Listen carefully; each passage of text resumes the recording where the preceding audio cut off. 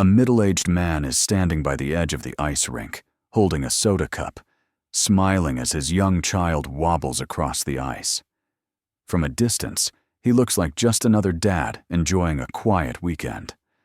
But only a few yards away, a team of plainclothes detectives are watching his every move, their eyes fixed on the cup in his hand.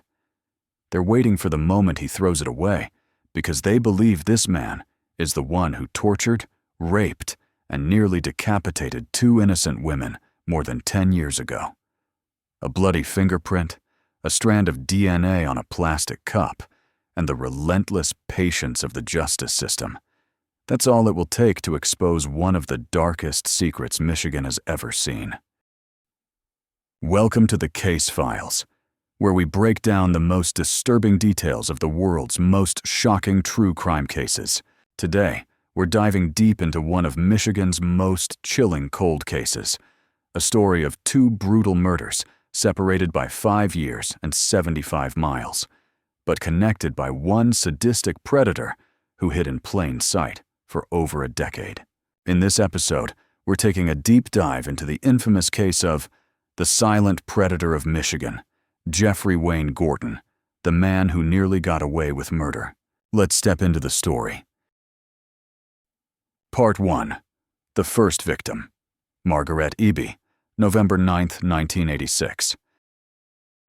Flint, Michigan, autumn 1986. A blue-collar city in the heart of the American Midwest, where yellow leaves carpet the quiet streets. Margarette Eby, 55, was a deeply respected figure in the local academic community. She was a talented music professor and also served as the provost at the University of Michigan-Flint, a position of influence and prestige. Margarette lived alone in a small, charming house known as the Gatehouse at Applewood Estate, a historic property managed by the Mott Foundation. It was a peaceful neighborhood where people knew each other and serious crime was rare. But Margarette had a habit that many considered far too trusting. She often left her doors unlocked. She didn't like to hang curtains because she loved natural light pouring into her home. To Margarette, that was a free, comfortable way to live. To a predator watching from the shadows, it was the perfect invitation. On the night of November 9th, 1986, Margarette attended a party with friends. After saying goodbye, she drove home and went into her familiar bedroom. It was the last time she would be seen alive. The next morning, Margarette Eby's body was found in a horrifying position, lying on her back in bed, with a deep wound to her neck, as if the killer had tried to decapitate her. The crime scene was brutal. Blood spattered everywhere, clear signs of a violent struggle, and a level of cruelty that was hard to put into words. Investigators quickly noted several disturbing details. The victim had been raped before she was killed. There were no signs of forced entry, suggesting the killer slipped in through an unlocked door. Nothing of value appeared to be stolen. And most importantly, the killer had showered in the victim's bathroom, leaving a bloody fingerprint on the faucet upstairs. A forensic pathologist concluded that Margarette had been tortured for an extended period before her death. The killer seemed to take pleasure in her suffering. Flint police launched a large-scale investigation. They interviewed neighbors, checked local criminal records, and collected every biological sample they could. But in 1986, DNA analysis was not widely available in Michigan, and the few labs that could do it were extremely expensive and limited.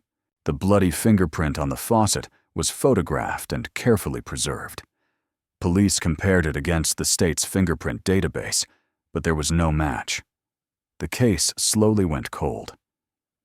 Margarette's family was left in despair, never knowing who had taken her life.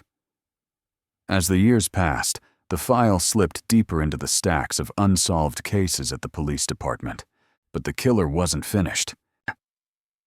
Part 2. The second victim, Nancy Ludwig, February 17, 1991. 5 years after Margarette Eby's death, a strikingly similar crime took place in Romulus, Michigan, a city about 75 miles from Flint, near Detroit Metropolitan Airport. This time, the victim was Nancy Ludwig, age 41, born August 15, 1949, a flight attendant for Northwest Airlines. Nancy was outgoing, full of life, and brought energy to every flight she worked. She had a loving husband and a successful career in the highly competitive airline industry. On the evening of February 17, 1991, Nancy was on a work trip. After a long flight, she checked into the Hilton Hotel near Detroit Metro Airport, a hotel commonly used by flight crews and transit passengers, with hundreds of people passing through each day. It was a routine decision.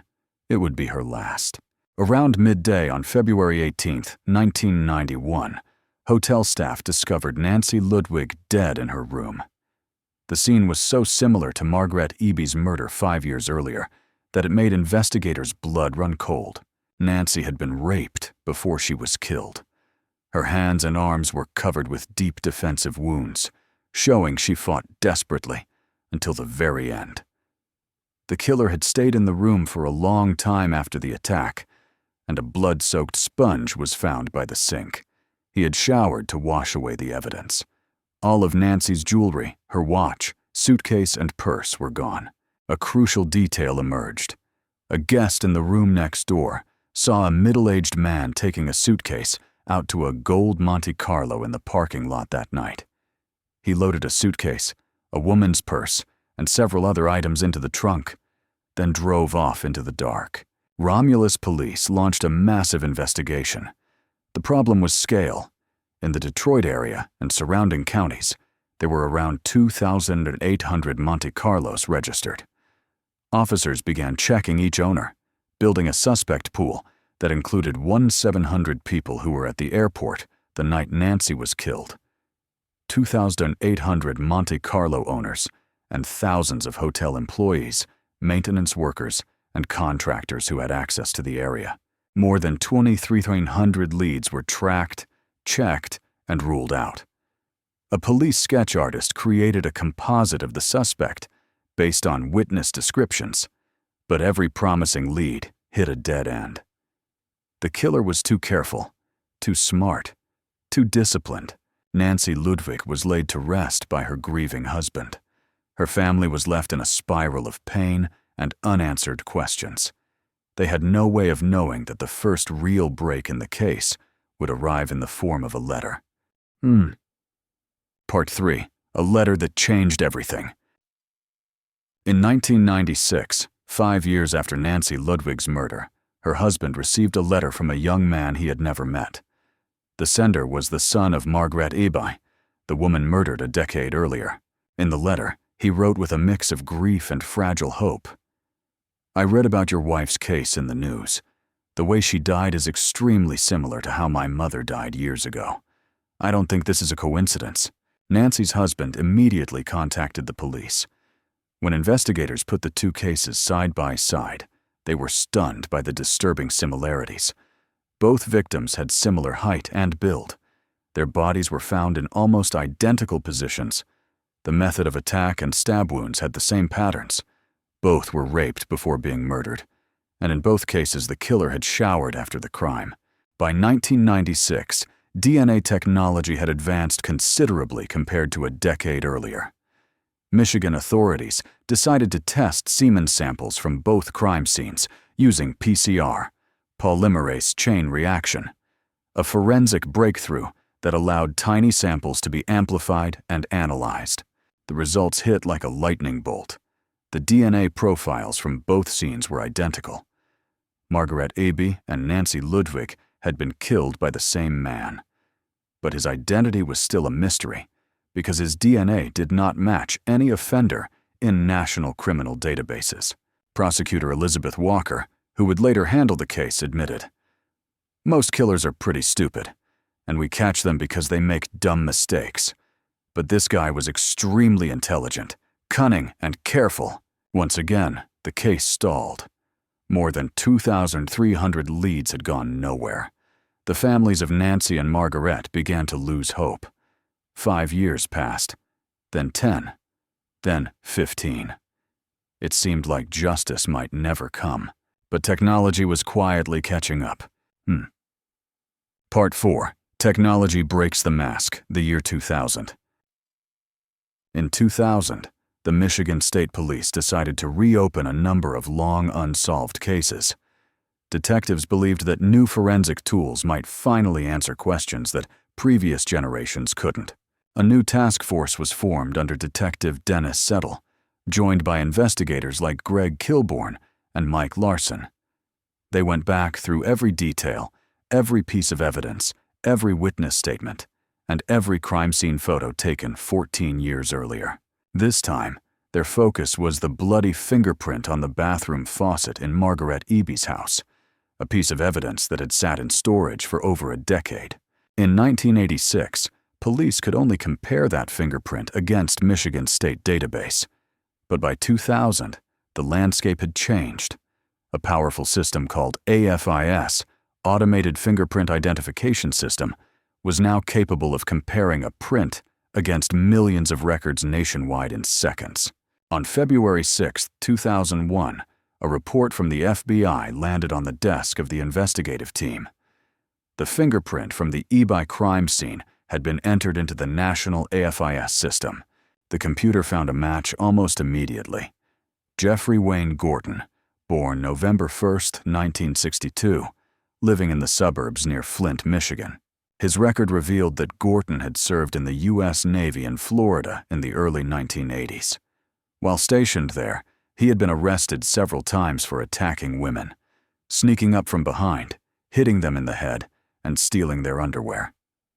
In 1984, he was sentenced to 4.5 years in prison for burglary and theft in Florida, but was released on February 15, 1985, just months before Margarette Eby was killed. Shortly after his release, Gorton moved to Michigan, and suddenly, the puzzle pieces started snapping into place in a chilling way.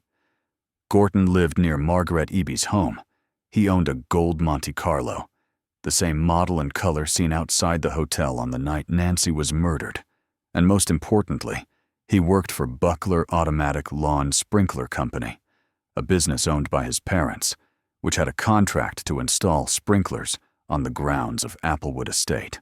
Records showed that Gorton had been on the property doing work just days before Margarette was murdered. Co-workers at the sprinkler company even had a nickname for him, Uncle Perv, because of his creepy comments about women and his obsession with women's underwear. Police were convinced they had their killer. But they still had a problem. They couldn't just arrest him based on a fingerprint and circumstantial evidence.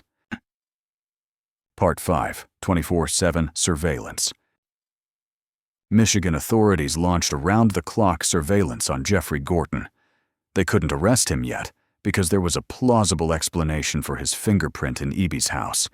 He'd done work there, and his prints could have been left behind years earlier in a legitimate way. What they needed now was something undeniable, a fresh DNA sample from Gorton himself.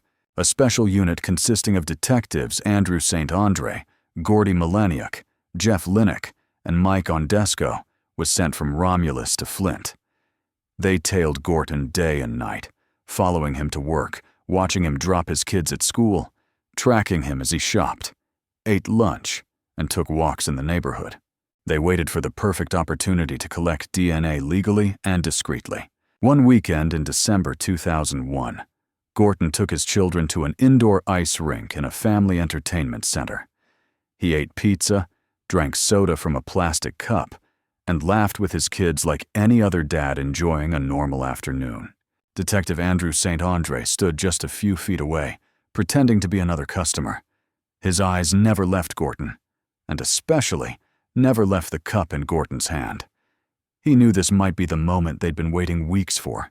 When Gorton finally tossed the cup into a trash can, St. Andre moved in immediately. He retrieved the cup, sealed it as evidence, and rushed it back to the lab. Forensic scientist Joseph Nye was called in the middle of the night for an emergency DNA analysis. He began testing the residue on the rim of the cup using the latest PCR methods. There was an immediate complication. The initial results showed a mixed DNA sample, at least 2 different contributors. It was likely that one of Gorton's children had also drunk from the cup. But after more detailed analysis, Nye found that one of the DNA profiles from the cup matched the unknown profile from both murder scenes. The statistical link was strong enough to seek a search warrant. It was the break they needed. Part 6. The secret behind the perfect mask. In early February 2002, police executed a search warrant on Jeffrey Gorton's home. What they found inside was like stepping into the lair of a predator. Hundreds of pieces of women's underwear were stuffed into boxes, hidden under mattresses, jammed into nightstands, and even tucked away in the kitchen. Many items were labeled with the owner's name, along with notes about size, color, and the date he stole them. Investigators also found videotapes of Gorton displaying the underwear, as well as footage he had secretly recorded of women without their knowledge.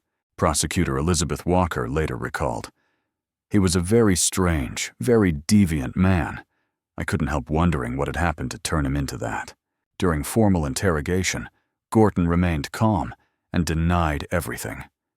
When detectives asked him what he thought the punishment should be for a murderer, he responded coolly, "Probably prison." When they confronted him about his fetish for women's underwear, he admitted, "I like long stockings. I even saw a shrink about it once, especially when I was living alone." Gorton insisted he had never set foot inside Margarette Eby's house. That claim fell apart when detectives showed him the bloody fingerprint on the upstairs bathroom faucet, the same bathroom where Margarette's body was found. "You said you've never been in that house, so how is your fingerprint on the faucet upstairs?" "I don't know. That's where the victim was found. There's no doubt. You are the one who did this." Gorton kept repeating that he was innocent, and eventually asked for a lawyer. Before the interrogation ended, though, police obtained a direct DNA sample by swabbing the inside of his cheek. A few days later, the final results came back. His DNA was a perfect match to the semen found at both murder scenes. There was no doubt left. Jeffrey Wayne Gorton was the man who raped and murdered both Nancy Ludwig and Margarette Eby. After 15 years of hiding behind a normal life, his mask had finally been ripped away. Part 7. The Trial and Sentencing. At his 2002 trial, Jeffrey Gorton's behavior unnerved everyone in the courtroom. He fixated on a female juror whose appearance closely resembled his victim's. She wore dresses, had a similar build, and shoulder-length hair. He stared at her constantly, shifting in his seat, unable to look away. His defense attorney tried to create reasonable doubt by suggesting that the real killer was a friend of Gorton's who had once lived near Eby's home. But the forensic evidence was overwhelming and impossible to explain away. The bloody fingerprint at the scene was his. The DNA matched both murders. A witness saw Gorton in a gold Monte Carlo at the hotel, and his home was full of trophies, the stolen underwear. In a recorded conversation with his attorney before trial, Gorton made a chilling confession. "I hate women. I've killed many women, including this victim, and I'd kill more if I got the chance." In 2002, Jeffrey Wayne Gorton was convicted of 2 counts of first-degree premeditated murder for the murder of Nancy Ludwig. He was sentenced to life in prison without the possibility of parole, meaning he would never walk free again. After his conviction in the Ludwig case, Gorton entered a no-contest plea in the Eby case, avoiding a full trial. He received a second life without parole sentence, along with 2 counts of first-degree criminal sexual conduct and 2 counts of felony murder. Today, Jeffrey Wayne Gorton is serving out his sentences at the Richard A. Handelin Correctional Facility in Ionia, Michigan, where he is expected to remain until the day he dies. After the trial, prosecutor Elizabeth Walker said in an interview, "I'm afraid of him. I'm glad he's never getting out. He's the scariest person I've ever dealt with.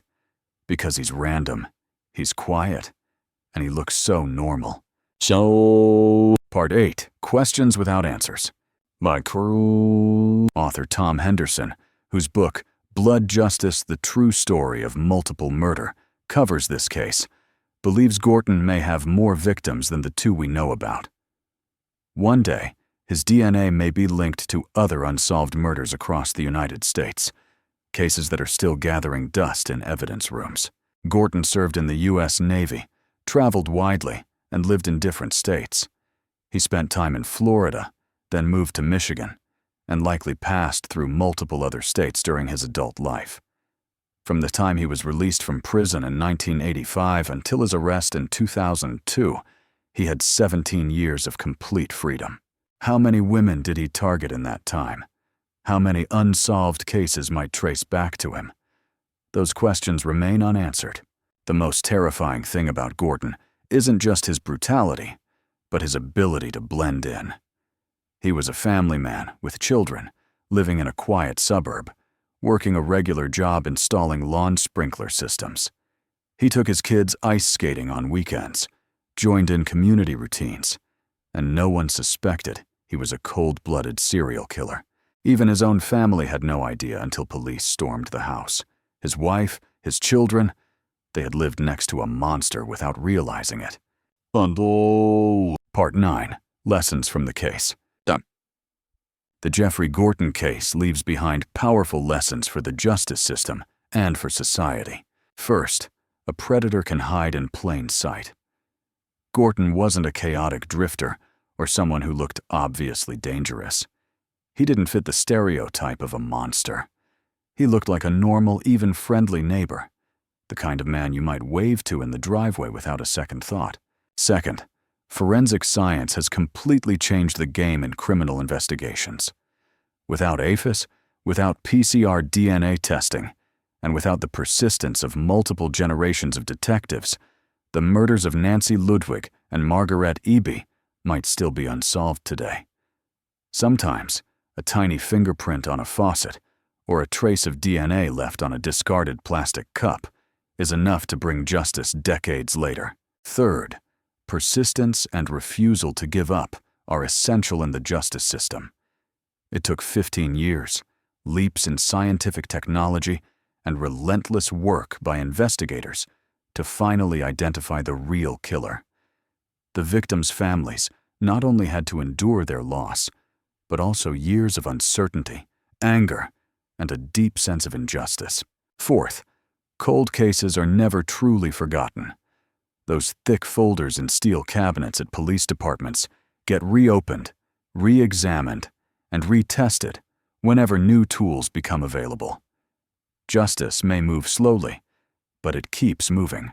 And finally, this case is a reminder that women like Margarette Eby and Nancy Ludwig are more than case numbers or headlines. They were real people with meaningful lives, loving families, promising careers, and the basic right to feel safe. Their deaths left holes in the hearts of those who loved them, holes that never fully close. Conclusion and message. The story of Jeffrey Wayne Gorton is a harsh reminder that not all monsters look like monsters. Some hide behind the most ordinary masks: a dad taking his kids out for the weekend, a neighbor with a friendly smile, a repairman coming to your home to install a sprinkler system.